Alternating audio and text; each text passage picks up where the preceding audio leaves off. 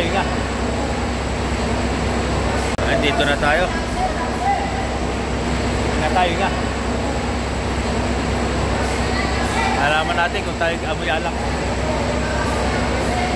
Kailangan kasi. Ano, amoy alak ba? Wala ba? Okay, wala. Clear tayo, clear. Clear tayo sa alak. Ayan, tayo.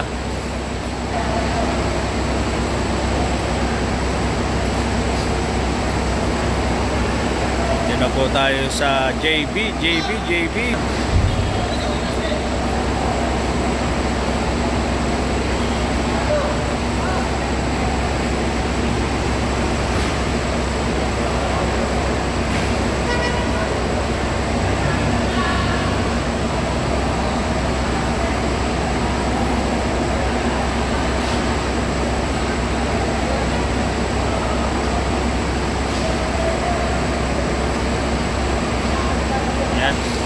Sige po, mamaya po ulit. At alas 12:30 ulit tayo dito sa Pasay po. Ayan.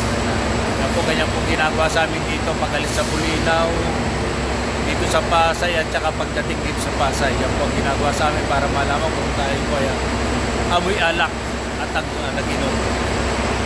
For safety po, for safety.